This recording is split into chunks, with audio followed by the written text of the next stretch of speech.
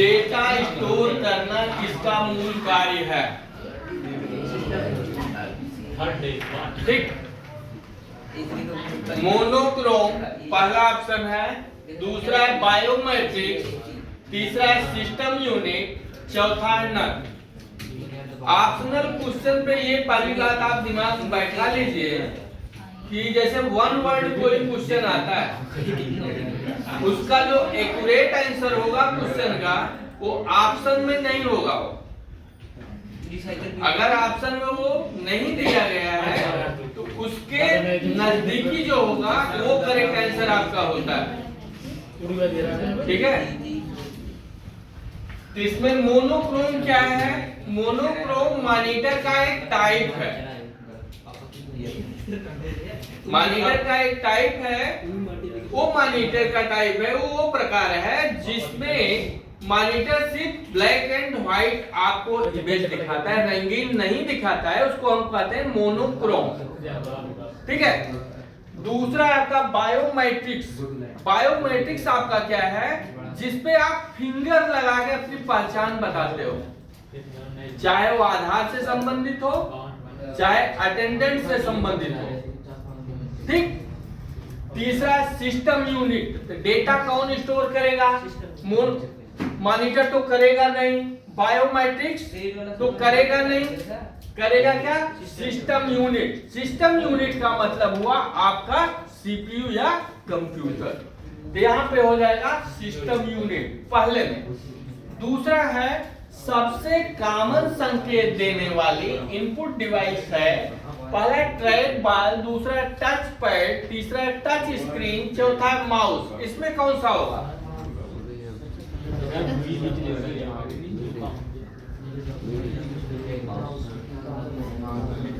Track ball कहाँ पे होता है?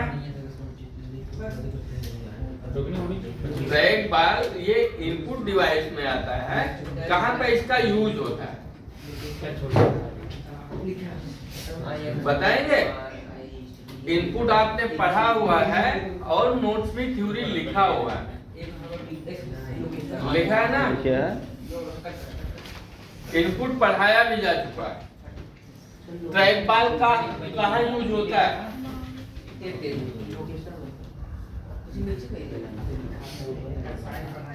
इसका यूज होता है एरोप्लेन में लैंडिंग के समय, कंप्यूटर गेम में भी होता है, ये इनपुट का काम करता है। और ये जो जलपोत होते हैं, पानी वाली जहाज, इनको भी बंदरगाह पे लगाने के लिए भी इसका यूज किया जाता है। लेकिन टच पैड क्या है? जो टच स्क्रीन का मेन आधार होता है उसको हम टच पैड कहते हैं। ठीक है, टच स्क्रीन क्या है? जो छूने पे हमारा जो है संकेत में काम करे, कमांड को पूरा करे टच करने से। लेकिन सबसे common means normal input device क्या होगा? माउस होगा। देखिए किसी क्वेश्चन में जैसे 4 ऑप्शन दिए गए, चारों का रिलेशन जब आप समझ में आएगा आपको, तो एक क्वेश्चन से आपको कई कुछ आंसर क्लियर होगा। क्लियर है? नेक्स्ट है कंप्यूटर द्वारा उत्पन्न परिणाम इनपुट है, ट्रू है फॉल्स है? फॉल्स है, क्योंकि कंप्यूटर द्वारा उत्पन्न परिणाम इनपुट कभी नहीं होगा, जब होगा तब वो आउटपुट होगा, हमारा रिजल्ट होगा। यहाँ पे फॉल्स हो जाएगा। नेक्स्ट है आपका कौन सी मेमोरी रीड ऑन और राइट दोनों की अनुमति देता है? रोम, रैम, ईपीरोम, नन।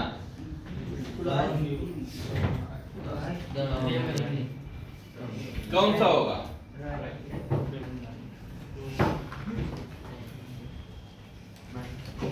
नहीं पता? देखिए रोम आपका अस्थाई मेमोरी है, प्राइमरी में आता है, लेकिन ये इसमें जो भी हमारे सिस्टम होते हैं, सॉफ्टवेयर, सिस्टम सॉफ्टवेयर जो भी होंगे उनके टोटल रिकॉर्ड या सॉफ्टवेयर आपके रोम में स्टोर होता है। रैम, ये रोम जो होता है ये सिर्फ रीड की अनुमति देता है, राइट की नहीं देता है।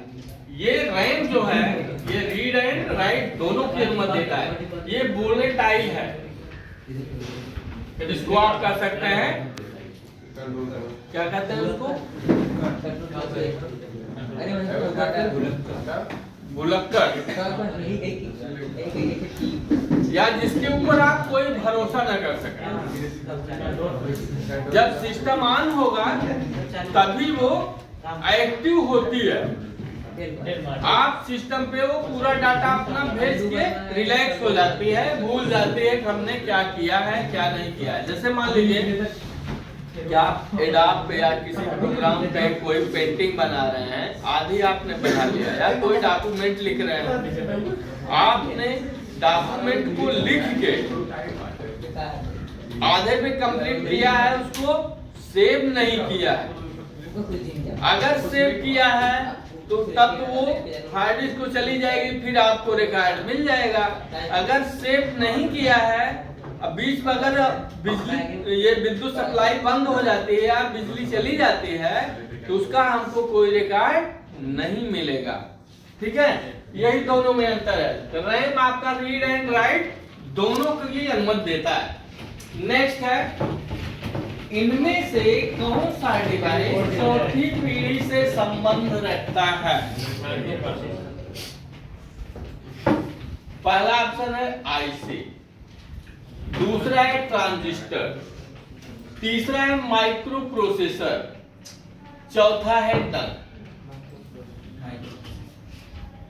तो फर्स्ट वाला जो है ये थर्ड जनरेशन से संबंध रखता है, दूसरा वाला जो है ये द्वितीय पीढ़ी या सेकंड जनरेशन से संबंध रखता है, और माइक्रो प्रोसेसर आपका चौथी पीढ़ी से संबंध रखता है। चौथी पीढ़ी से आपका VLSI भी संबंध रखता है, जो चिप का एक प्रकार है, वेरी लार्ज स्केल इंटीग्रेशन।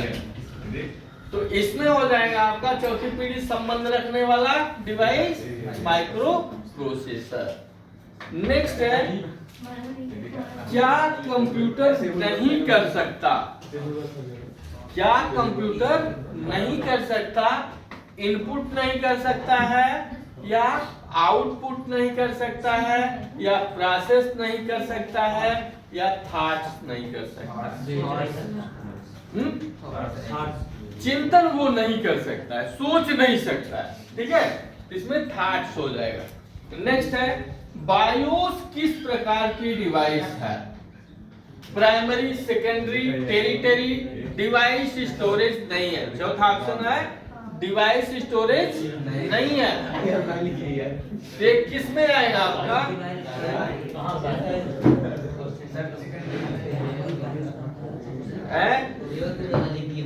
किस में आएगा? बायोस। बायोस की इसका फुल फॉर्म है बेसिक इनपुट आउटपुट सिस्टम। ये एक हार्डवेयर है जो हमारे कंप्यूटर में सबसे पहले रन करता है। इसमें जो है सीपीयू के पीछे लगा होता है, इसमें एक फैन होता है और इसी में पावर सप्लाई का कनेक्शन भी होता है। ठीक है, लेकिन आपको हमने पहले भी बताया जितने भी कंपोनेंट्स या डिवाइस लगे होते हैं सबके उसमें सॉफ्टवेयर भी इंस्टॉल होते हैं। तो आपका बायोस एक तो इनपुट और आउटपुट दोनों में आता है। ठीक है, इसलिए ये प्राइमरी डिवाइस पे आएगा। ठीक है, क्योंकि सबसे पहले रन करता है, ये प्राइमरी में आएगा। लेकिन ये अगर इनपुट आउटपुट पे पूछता है तो इनपुट आउटपुट दोनों में आता है। दोनों में और कौन कौन से आते हैं? आपकी फैक्स मशीन आती है, मोडेम आता है, पंच कार्ड आता है और बायोस आता है। ठीक, ये इनपुट आउटपुट दोनों में आता है। नेक्स्ट है, जॉयस्टिक मुख्य रूप से उपयोग किया जाता है ध्वनि नियंत्रण के लिए, कंप्यूटर गेमिंग के लिए, टेक्स्ट एडिट के लिए या नन के लिए। इसमें कंप्यूटर गेमिंग के लिए सबसे ज्यादा यूज होता है जॉयस्टिक, पहले जो है जैसे आप सेंटर पे पढ़ रहे हो, पहले ऐसे लोग कंप्यूटर गेमिंग के लिए सेंटर खोलते थे, उसमें जाते थे 1 घंटे आधे घंटे बैठते थे, अपना गेम खेलते थे, उसका पेमेंट करते थे, फिर चले आते। उसमें माउस की जगह पे आपका जॉयस्टिक लगता था। नेक्स्ट है वह उपकरण जो प्रतिलिपि बनाता है, टेक्स्ट व छवियों को पुनः पेश करता है, वो कौन सा है? पहला ऑप्शन है सीपीयू, दूसरा है मेमोरी, तीसरा है प्रिंटर, चौथा स्कैनर। क्या है?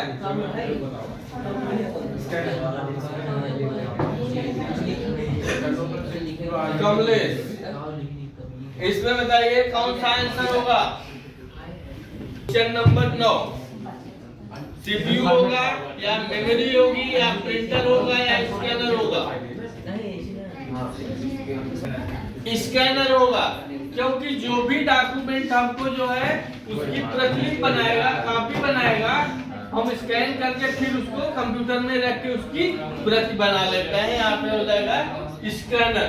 अगर स्कैनर यहाँ पे ना होता तो क्या होता? ऑप्शन में यदि स्कैनर ना होता तो आंसर यहाँ पे क्या जाता? मान लीजिए ऑप्शन स्कैनर नहीं है, तब आप किस पे टिक लगाएंगे? ये डन अगर कर दिया जाए तो प्रिंटर, क्योंकि स्कैनर प्रिंटर में ही होता है। प्रिंटर के कई टाइप होते हैं, नॉर्मल प्रिंटर ले रहे हैं या स्कैनर वाला ले रहे हैं, ठीक है? तब आप आंख मूंद के प्रिंटर पे लगाना है आपको। नेक्स्ट है डीवीडी की अपेक्षा सीडी की स्टोरेज क्षमता अधिक होती है, ट्रू है फॉल्स है? इसको बताइए। सेकेंडरी मेमोरी पे है तो चलिए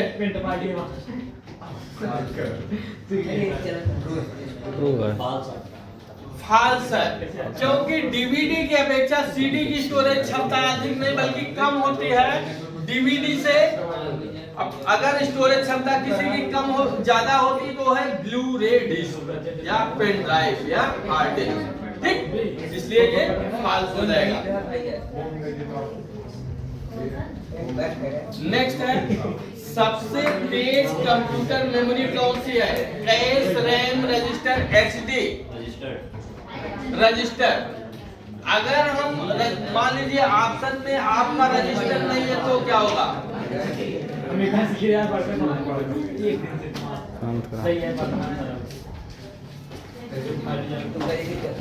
क्या होगा बताइए? अगर मान लीजिए इसमें रजिस्टर नहीं है तो कौन सी मेमोरी होगी सबसे फास्ट? शांत रहा है भाई। पहला, क्योंकि देखिए अगर 1 वर्ड में पूछता है तो आपका रजिस्टर जाएगा। अगर रजिस्टर ऑप्शन में नहीं है तो जो आपके ऑप्शन में है वही आप उसी में से आपको चुनना है, ठीक है?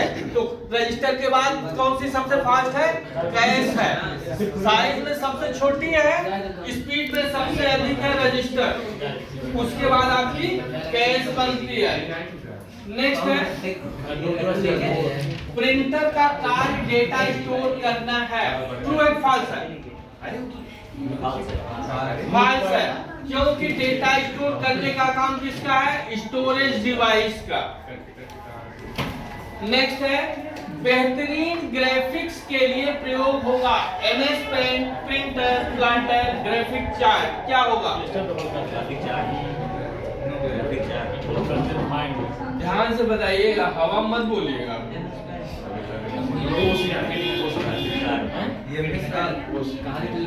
एमएस पेंट, दूसरा ऑप्शन प्रिंटर, तीसरा प्लाटर, चौथा ग्राफिक चार्ट। क्या होगा?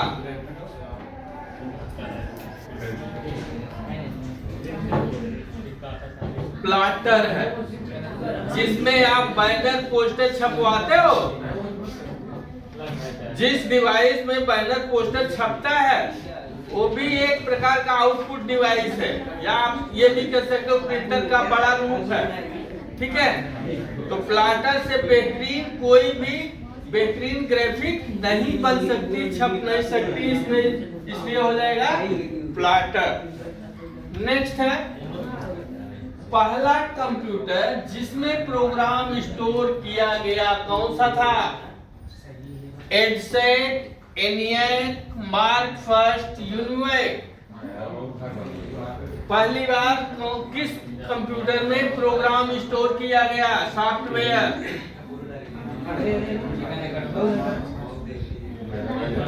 मान लीजिए आपको नहीं पता, 1 मिनट के लिए मान लीजिए आपको नहीं पता है कुछ।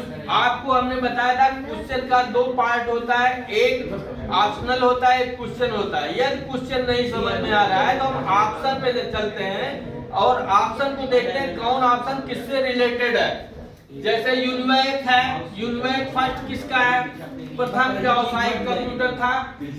इसको आप मानते हो, इसलिए ये नहीं होगा, सीधी बात। दूसरा है मार्क फर्स्ट। मार्क फर्स्ट दुनिया का प्रथम यांत्रिक इलेक्ट्रॉनिक कंप्यूटर था, इसलिए ये भी नहीं होगा, ठीक है। तीसरा है एनिएक।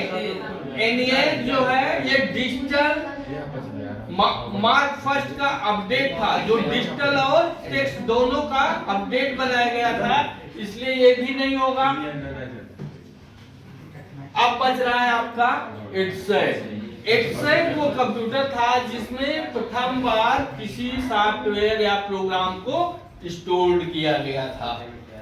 क्लियर? नेक्स्ट है ओएस को मास्टर कंट्रोल प्रोग्राम भी कहा जाता है, ठीक है। ट्रू है फॉल्स है? क्या है?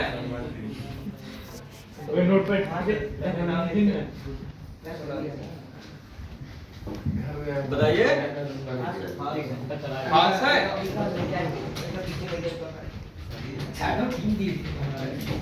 कमलेश बताइए, ट्रू फॉल्स में क्या है?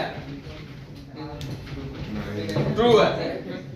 Master control program, system software program, operating system, ये सब एक ही हैं, उनके अलग अलग नाम हैं, इसलिए ये ट्रू है।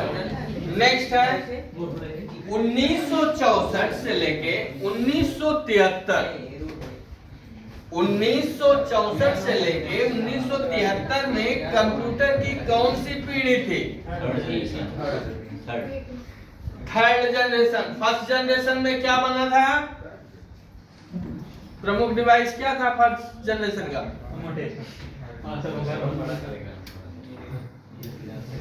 नहीं पता, वैक्यूम ट्यूब। सेकंड में क्या था? ट्रांजिस्टर। थर्ड में क्या था? आईसी। फोर्थ में क्या था? Micro processor. तो थर्ड का टाइमिंग था, फर्स्ट जनरेशन की टाइमिंग क्या थी? 40 से 56, 1940 से 56, 56 से 63 सेकंड, 64 से 71 थर्ड, ठीक है। ये है आपका थर्ड जनरेशन, ठीक। नेक्स्ट है और लास्ट ALU, इसका फुल फॉर्म है अरिथमेटिक लॉजिक यूनिट, और CU कंट्रोल यूनिट का विशेष प्रयोजन स्थान है register, RAM, BIOS, input output. क्या होगा